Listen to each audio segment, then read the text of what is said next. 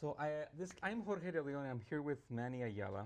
Manny Ayala is someone that has been involved with real estate as an affiliate for many years. I think that when I was in the escrow business, apparently the rumor is that I did an escrow for you when Yeah, you were you did buying. the escrow on my first purchase at Port Oh, Hueneme yeah, I'm sorry. on Boca Drive. I'm sorry. No, I remember, and Yeah. your beard was a lot more Yeah. shaded in, and it was heavier. But Long yeah, hair.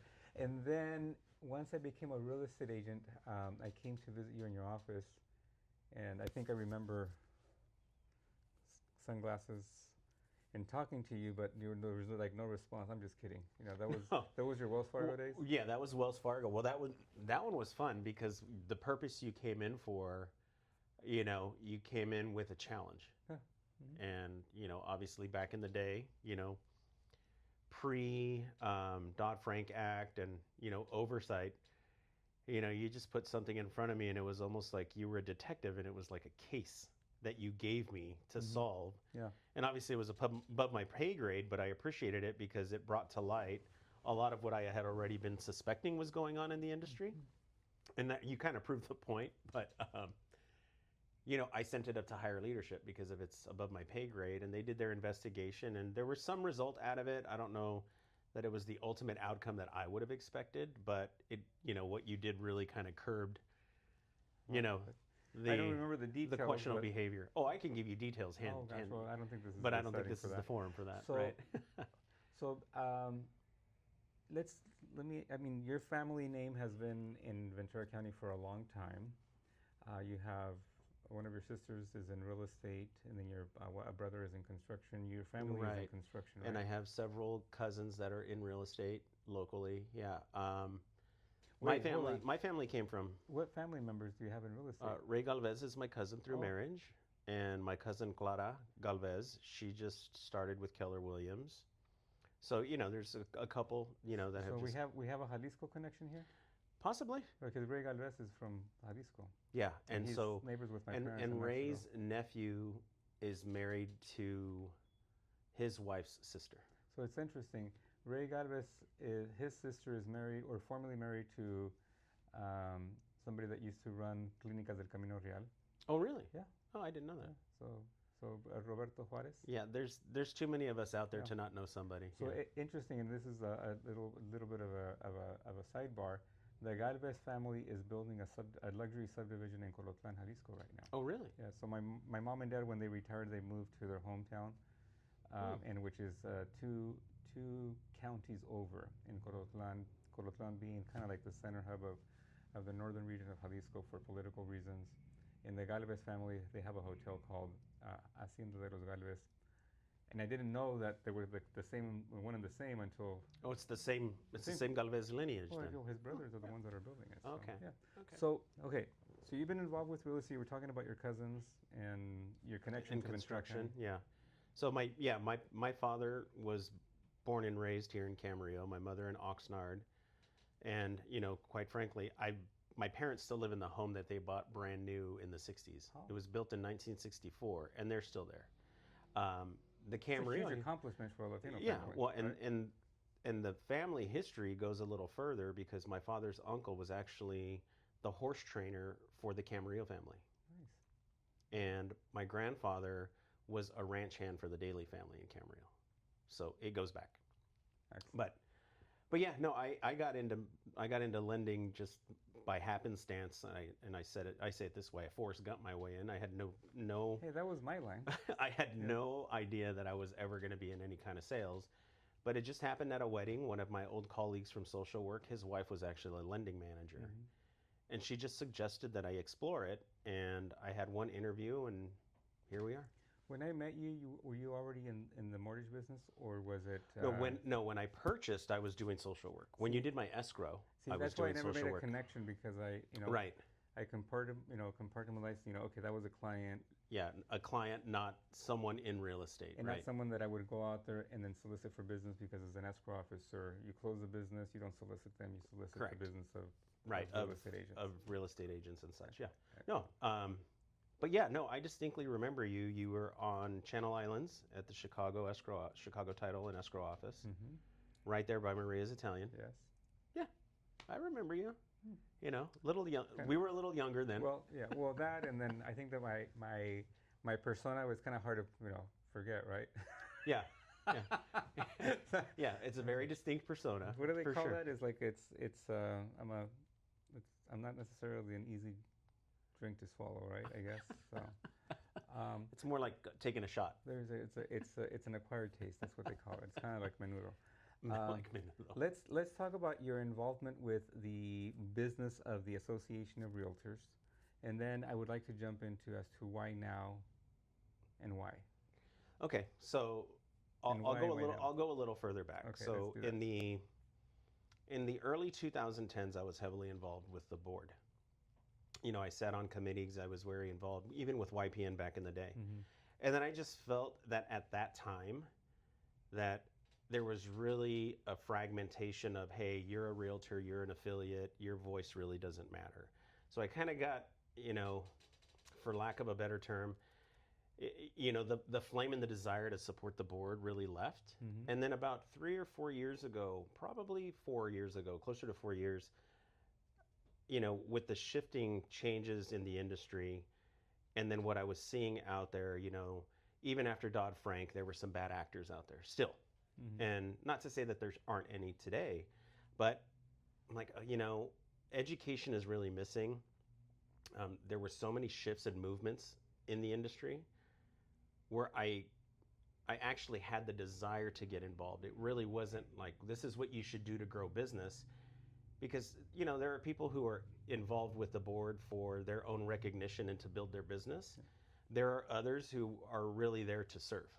So I looked at it as an opportunity to re-engage with the board and the association because I truly wanted to help. It wasn't for my own notoriety. So, with the years of experience that you and I have in the business and all the changes we've seen, that's value that we bring to the industry. And, I'm not tooting my own horn, but it's just really with everything that we've learned, we can actually help those who didn't see what we had to see back in 2008, 2009, who didn't even know what the business looked like before Dodd-Frank and the CFPB. So, so why now, to answer your question, is because there's so much knowledge that we hold that it's better to give back than to hold it for ourselves. Because there's enough business out there for everybody. So to be able to help, not just, my lending peers and colleagues, but to also help realtors who are trying to grow a business. There's value that we all give to each other when we collaborate and share ideas. So I just introduced you to a bunch of agents Mhm. that don't fit the old school way. yes. You just notice how they're learning. Correct. You Yeah. saw that it's just not the what we're used to, or the way that you and I grew up Yeah. in this business. How we gained our knowledge, right? And I'm finding more and more of that. Mhm. And there's we're offering a platform for those agents that want to learn the business. You mentioned something that has caught my attention, and you mentioned that there's not enough education out there. But I'm going to challenge your thought process on that. I think that the education is there. It's just that we don't have the attention of those people that need to be educated. Right. So how do we? That's fair. How do we overcome that? How do you overcome that perception that I have? Because I know that access to information is there, but I don't think that we're taking advantage of it, Well- and we're. Well, here's the thing, though, is that so you can answer that two ways, but I'll give you one way, and then the other is, we're not. Are we asking enough questions about what they need? Okay. Because if we're not engaging, how do we know how to help them solve and help them grow? And the other way is, yeah, you're saying that the information and the resources are there, but no one's utilizing that. What is our outreach? Mm-hmm. How are we really reaching out and letting them know the why it's important to get this information? So if I am, let me articulate how I interpret what you're saying. Mm-hmm. Accessibility to the board is difficult, or the association. So you're speaking from a board perspective versus, yeah, well, I don't know that the board is. Well, let me rephrase it. Yeah. I'm talking about the association. Oh, the value of association. Okay, the value of the association. as an institution. Right. Okay. A lot of people when I hear people, they refer everything as the board, but the reality is that the board is just a body of people that are running the business of the association. And then we have the association, which serves a purpose Right. for its membership.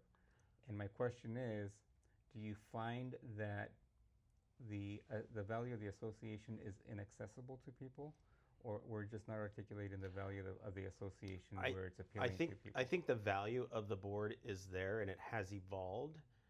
I just think it's probably, I'll give you the best example. I was speaking to a realtor who's been a board member at least 30, 40 years. And when At our association? Here at this local 30, association. that's a long time. Yeah. Yeah. Okay. And he's a really old school person. And, when I was kind of sharing with him, we were talking about a deal and I was just sharing, hey, by the way, I threw my name in the hat because I want to serve the board. And the first thing he did was have a complaint. And as he was complaining, and I was listening, I says, the best way for you to affect the change is to get involved. Mm-hmm. Oh, so he's a member. He's a member of this board. Okay, all right. Yeah. We're just not gonna. We're not gonna create the enigma for people to go out and look who that person is. But you're bringing up it goes to the point of we can sit here and not complain about what we don't think we're getting, but until you ask, you don't know. So there's some ownership on the board to extend ourselves and let people know the value that we bring. But it's also the responsibility of the individual to understand where the resources are. Because if you really think about what we do, we really own our own business. Right. No one's knocking on our door and saying, hey, let me help you start your business. Most people who want to come into sales, they also need to be self-starters. They also need to ask the right questions. So it's, I think there's a shared responsibility, but as a board, I think the board has really evolved, and I will give credit to Wendy Austin, because seeing her when she came in early on really kind of gave me a little bit of hope that we as affiliates would have a greater voice. Mm-hmm. And I strongly feel that Wendy's involvement with creating that cultural shift and making it more of a collaboration. And then, now with the introduction of James, I think he's just going to be a greater extension of that. So is it SB1? What is it? Oh God, I don't know the numbers. You're talking about the balcony stuff, right? No. I'm not going to talk about balconies today. Oh, please don't. I am talking about the restrictions that the state law put on affiliates as to their involvement. Oh, I think that's SB 133. SB 133. Yeah.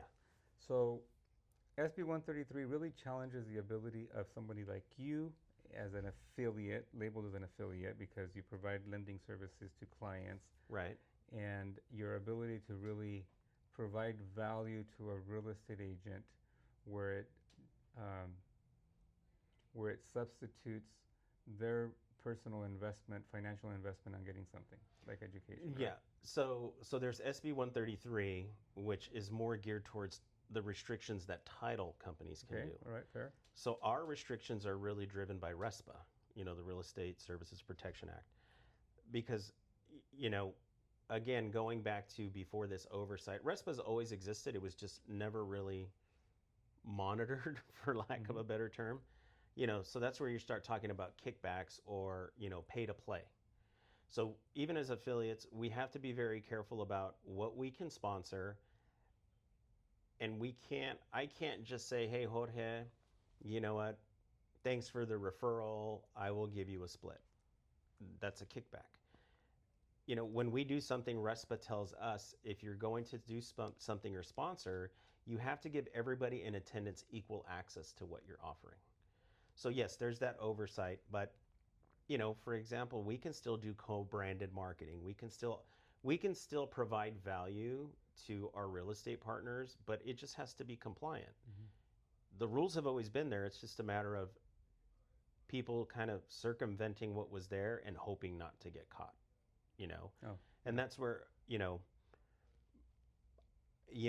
I can't do fee for service.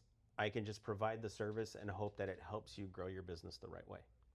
So going back to your candidacy for the representative of the affiliates, mm-hmm. right? Who's your audience? The entire membership is my audience. Okay. What what role do your fellow affiliates play in helping you get your candidacy out there? I don't want to I don't want to cause any controversy with asking this question, but you're representing the affiliates, right? Well, so as when I was asked to consider this role, that's how I thought about the role. Okay. All right. Like, hey, am I only addressing affiliates? Well, no, you're an affiliate member who has an equal voice because you're representing the entire association. But that doesn't mean that we all don't have a responsibility to engage more affiliates to get involved. I see that as one of my primary roles, but I also see the role at that seat is to look at the direction of the entire membership, and that includes affiliates.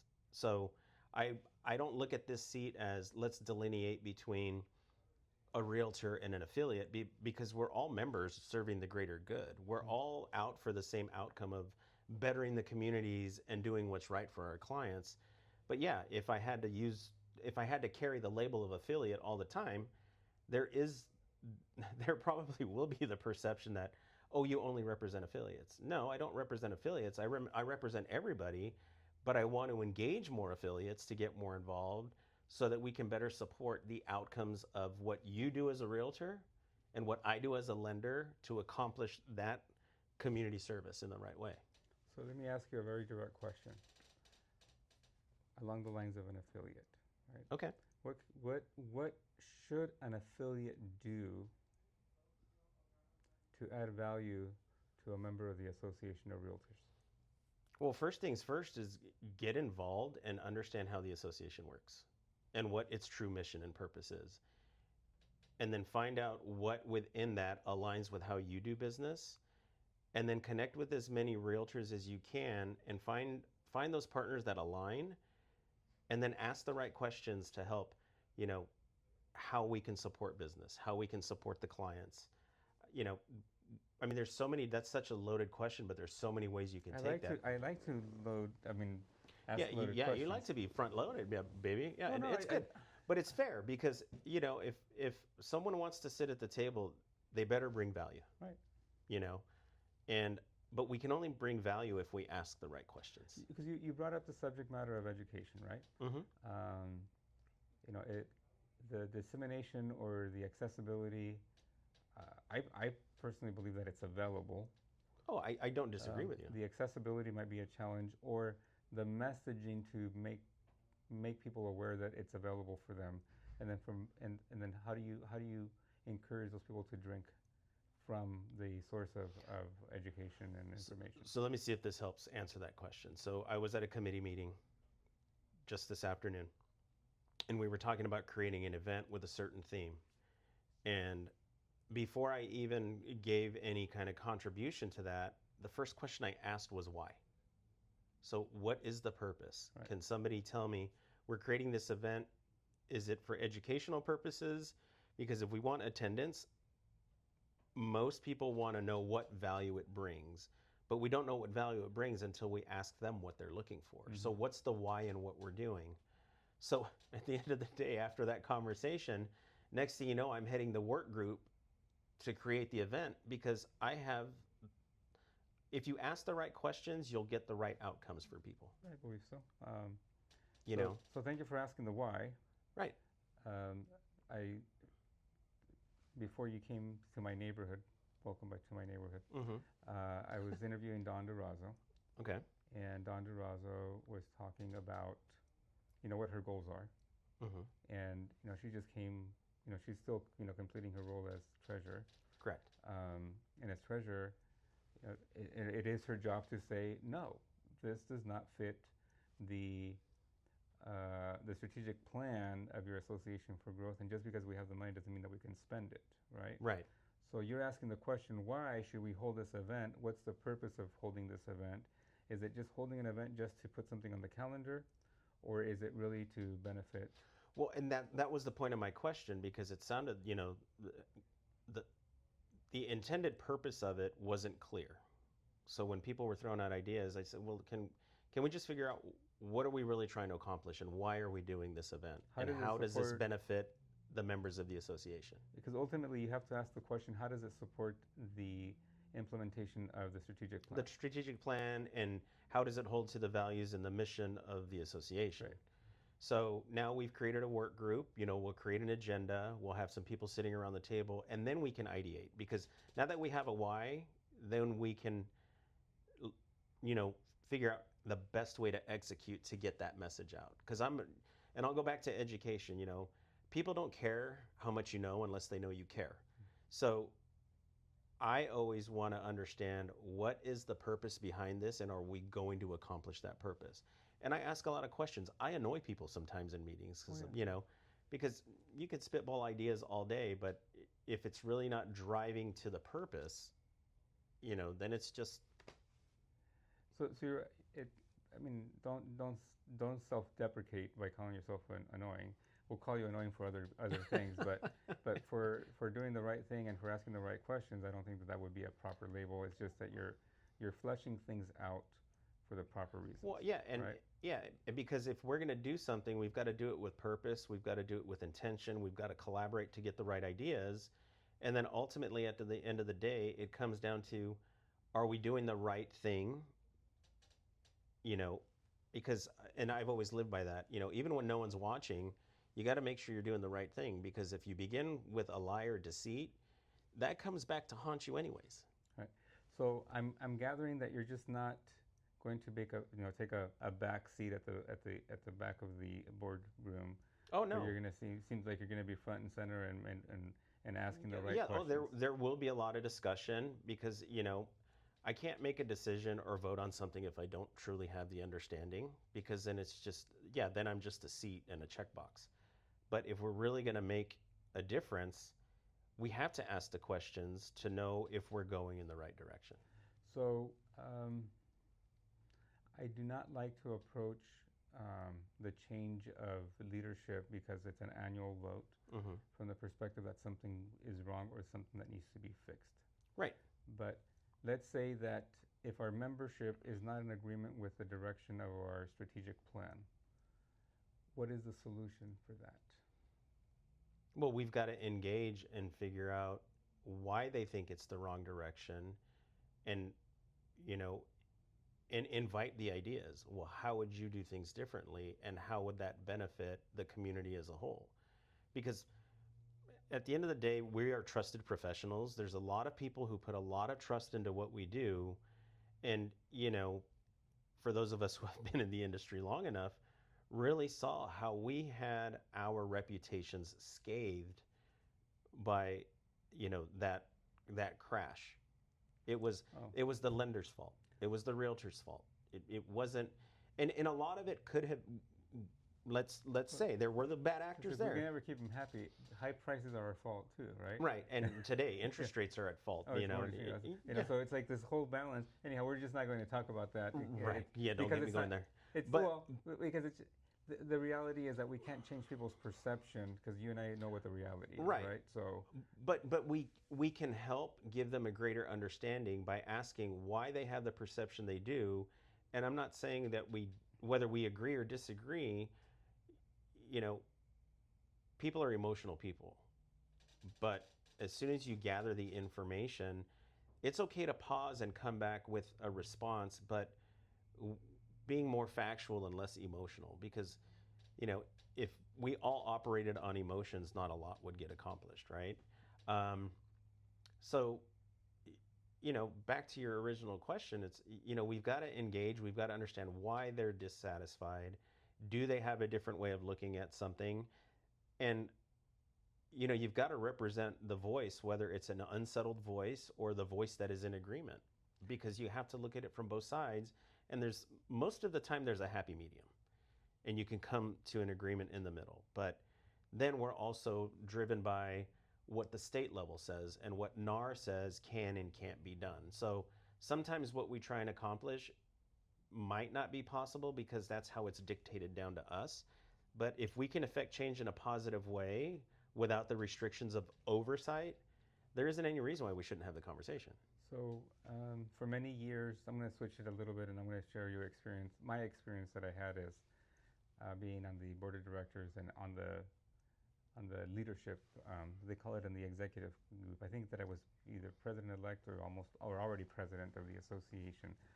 But our general membership meetings were historically one where they would just roll out the red carpet, where open bar, expensive food, and in very expensive locations, all with the intent of getting the attention of our membership. We tried something different. We went to a community room. We didn't have food. We had water. And people, when I was presenting the budget, which was a very tough budget to present, because we had to cut corners to be able to not raise dues, people were questioning the fact that I can't believe that a Swedish meatball is going to be that expensive. And people's perception was that Swedish meatballs are expensive, but when you hold it at a hotel, and that was the value of being in a committee and putting events together, because it's a precursor to help people understand how to set up a budget and stay within budget. Right. If you're not involved with that kind of stuff, I didn't realize that when you go to a hotel, you have to pay the plus. Okay? Right. The tax and gratuity and I don't know what else. Everything on right? top, yeah. So a Swedish meatball that you and I can maybe buy for 33 cents ends up being $3.33, right? And then you multiply that by 100 members, that's $3,000 right. worth of it meatballs, adds up. Right? So my question to you is, how do you invite or attract people to become engaged so they can actually share their concerns or their misperceptions, and how do you create an environment where you can actually share the facts for them to become educated as to the business of the association? That's a really good question. Because some people are more enticed by a party, like the big events. Right. Others don't really see the value in it. I mean, they'll come because it's nice. I think for me, like, I'm already thinking in my head, I would love to work with, the staff at VCCAR and create some kind of engaging survey where we can really find out what the needs of the larger body is. Because, we already have First Wednesdays. We already have these social gatherings. It doesn't have to be a big to-do. And I ask myself all the time, do these types of events really help us grow our business? If you're part of a membership and a board, the board serves to help you grow and move in the direction of the industry. So I would want to engage in a different manner, and make it more customized as best we can to the membership. Because, it's great. I love going to the installations. We sponsor installations. We've sponsored, what was it? The Rush, the Realtor Rush. I mean, those are all great, fun things, but it really doesn't, They're going to put another one on my feather, another feather in my hat. I came up with the Rush, but I couldn't articulate it, and we came up with the Rush. Like, how are they doing it in college? Like we did the casino night. And by the way, I had never been to college until recently, right? And there's this Rush. Now, and my son, Oliver, being, he's... oh, did he go Greek? Is he in a... Oh, he's in a fraternity, huh? He's a ZBT. Oh, wow. He's with the Zion, Good for him. Yeah. Well, very involved. And God, I remember when that kid was like a little tyke, like a toddler. Well, you haven't seen him. He's very muscular today, and that's a story for a different day. Is he much taller than you? Not quite, but he's just his arms are bigger than my legs. I have skinny legs. I have a question for you. It's more of an observation, really. I have noticed today's meeting. I have noticed that the affiliates are more likely to share information for the professional growth of our agents with the issues that are that come up, right? I'd like to encourage our networking that we do at First Wednesday, which is that's not a board sanction. Not a board sanction. But when we have these networking events, is how do we is edificate a word? Edification. Yeah, how do we edificate each other into professional growth, and how do we leverage the affiliate to make a connection with real estate agents that may otherwise not be connected? So, okay, restate that, because I caught part of it. How can we leverage our affiliates who are out and about on the field, making a connection with real estate agents in their everyday life. How do we leverage the affiliate to engage our realtor community at a higher level?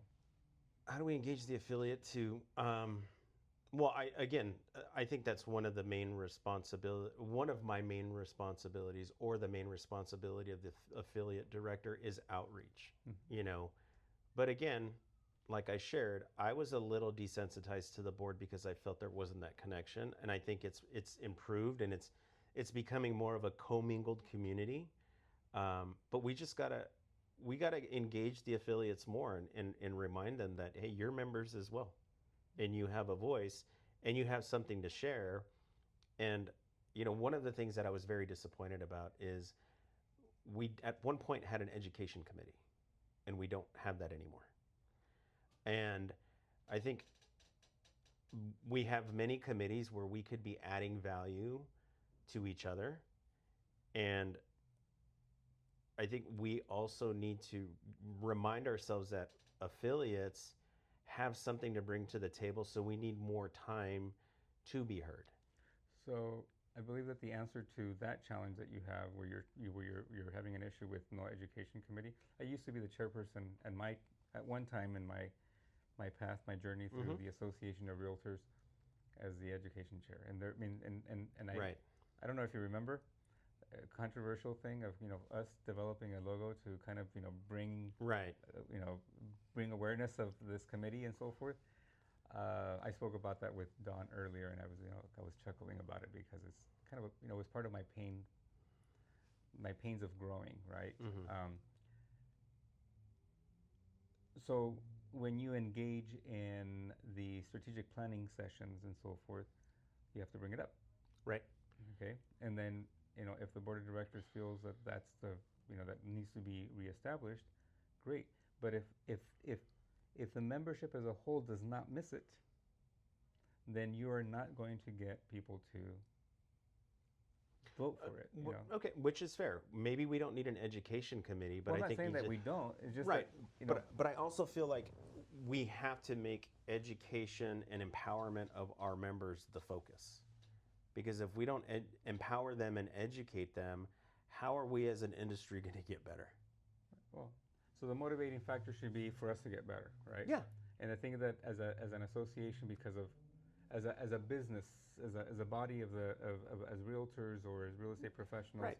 We're just so worried because we're commission based that we're only worried about how to if it's not going to help me get another transaction, right. or another commissionable transaction, then I'm not going to invest in that time because I'm more interested in going and getting that listing presentation. But ironically, they're not getting the training or the education or aware of the issues that are affecting real estate to be able to do a better Correct. job. To do a better job on get the and listing. to capture the business. Right. Absolutely. So there is a correlation there with education to improve the business, and I just wish that most people this is a misperception on my part, that we're just very transactional, right? And this is as a right. profession, right? We're very transactional. We treat it as an industry. It's not an industry; it's a profession. We need to treat it as a profession, and therefore, if we treat it as a profession, then we become educated, and if we become educated and we practice what we learn, precisely, absolutely, we practice what we learn, then the perception of the public as to our business improves, and they'll see value as to using a realtor versus not using a realtor. Well, that goes to the point of, I mean, when I was in front of the general membership and I had the opportunity to speak, that was a large part of me sharing who I'm about, because I don't look at a sale, I look at changing a person's life. These aren't transactions, these are relationships. And those are the clients that we serve. You as a realtor are my client. You're not just a partner, you're a client as well, because I have to provide a service for you to earn your living as well. How do you treat your clients? And is that so they're going to treat me better now because you see me as a client? No, I'm still going to treat you the same. I'm going to treat you like I would my siblings. Yeah. Yeah. So, all right. Hey, I'm the youngest of 10. I had to learn the hard way, dude. So if you see any value in asking me a question as to my experience as having served for several years on the board,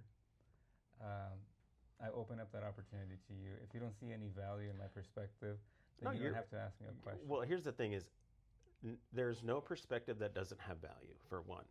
But if I was going to ask you, what do you feel was, well, how do I want to ask this?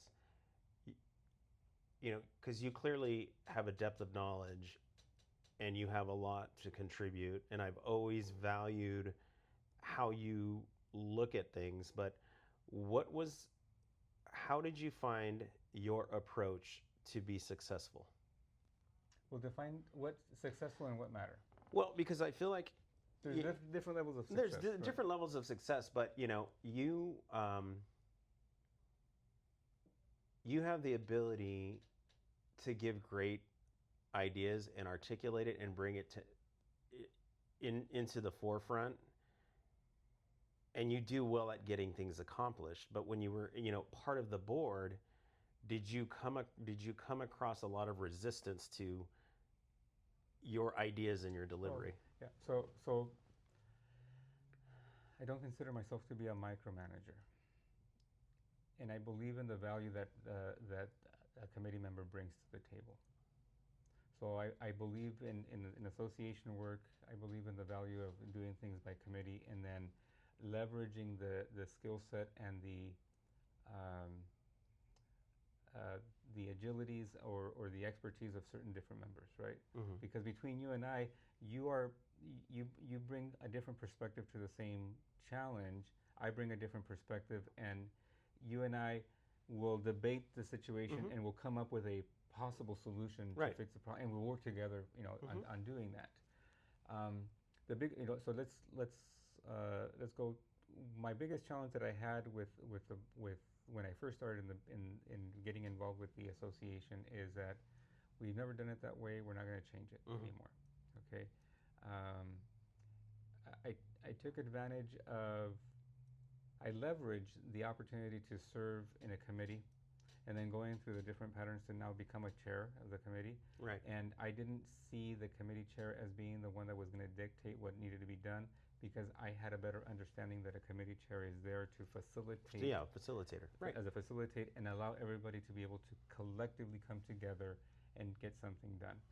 I've always remembered when you helped me with doing Vino for Vets. Mm-hmm. Okay, Vino for Vets was an opportunity, not necessarily, the outcome was to benefit the community, and Right. we funded thousands of dollars, hundreds of thousands Right. of dollars for the veterans home. for Yeah. the veterans home. But I don't think that people understood that that was an opportunity for me to develop leadership. Right. That was my version of a leadership academy, Mm-hmm. because everybody was tasked with doing something different. I was very fortunate that I had some phenomenal affiliates that you guys are all in Right. leadership, right? Well- So anyhow, does that Well, answer your question? no, that there? does, because there's there's a distinct difference between who's a manager and who's a leader. Did you call him Jose manager and Jose leader, or what? Oh, I'm sorry. Yeah. So yeah, and that's how I kind of, even within my own role, you can ask any of my team members. I work for them. I might have the title, but at the end of the day, I wake up every day. I'm constantly checking in, because how their success goes is how my success goes. Mhm. And that's how I look at any role that I'm in is, it's not me dictating, it's me gathering information, getting ideas, and then helping guide the right solution. So I will tell you something, that if I was ever in a situation of managing a large company, like I did, Mm-hmm. I would actually go back to this way that I was Running the board. running the board. Yeah. And the reason, and that was one of my challenges, is that I was expected to be a manager, but my role was supposed to be a leader, Correct. right? And when I was doing association work, I was not managing, I was leading. Mm-hmm. Okay, I don't think that I understood what I was doing at that time. It took some time for me to understand what I was doing, and then feel comfortable with that. Right. For many, the way that I was raised, don't you dare be a leader. You're just a worker bee, Right. right? Of course. So that's the way that I was raised, right? Oh, absolutely. So yeah, when, you're a soldier. You're not Right. a general. when Yeah. when the city of Oxnard made the mistake of making me the citizen of the year or the man of the year, the Chamber of Commerce, thank you. I invited my mom and dad to the event, and my mom and dad is like, we don't go to those events because it's too much emphasis in you. Right. So that was just like, whoa. And I have that picture, and it's just a reminder of the people that were there, because I think I was serving as a leader. Right. Right. So, how are you going to leverage that opportunity as being a leader versus a manager? Well, it kind of goes back to my overall theme. Hold on, excuse me. Are you going to answer that call right No, now? I'm letting him know I'm a meeting. Oh, interest rates? Yeah. Are you going to approve that loan? Are you going to tell them that the loan was that's the declined? Fed telling me they're going to lower. I'm just kidding. Well, leading is asking, and that it goes back to my whole theme of, I'm here to serve. How can I help you? I ask my team members all the time, what can I do to help? Well, how can the board help? What do you need from the board? Is there anything we can be doing better? It's just always staying engaged and asking the right questions, because you can't really provide a solution or offer help if you don't know what need you're solutioning to. Wow. Okay. Well, thank you for putting it that way. Any other questions you have for me? I think we're good, man. Right. But no, I appreciate the time. Yeah. No, I appreciate you coming in. This was, my style of interview is very raw. So nothing's ever changed. Nothing. I don't think that I'll ever change. I don't think that I've learned my lesson yet. Well, so asking questions and then kind of digging. There was I used to work with somebody that she used to refer to herself as the extractor, and I think that I'm an extractor. I want to. I'll ask the question to extract the information, because I would like people to know right, what they don't know about you and why. Oh, absolutely. Yeah, hands down. Because, and no, I've always appreciated your approach. I have a question for you. So, do you think that there's value in having a license for whatever you're doing? I think so. Okay. I absolutely do. So, because you have a real estate license? Well, I'm licensed in 5 states to lend. Okay. But obviously, I'm registered with the NMLS because, I'm a fan of being registered and licensed, because that means that you actually have to put some work into your craft and to understand it. Some of the regulations that we deal with, we could soften a little, but unfortunately, if you give free rein to everybody, it's the consumer that suffers. So if the opportunity to not have a license was there and the option to have a license, which one would you choose? I think I would stick with the licensing. Okay. Thank you for that. Yeah, absolutely. Yeah. I mean, it's somebody asked me, why did you become a broker? It's just another license to have, and I said personal accountability. Mm-hmm. I believe that being it raises my accountability. And absolutely. And it holds me to a higher standard for myself. Yeah, and it's a reminder that we all have to be on the same. We all have to play in the same sandbox. Some will kick sand in your eyes, and some will, pick you up when you've fallen in the sand. I think that having a license brings awareness that you might lose something if you don't do it right. Right. So. Perfectly said. All right. Well, thank you for being here. All right. Good to see you. Thank you. All righty. Take care.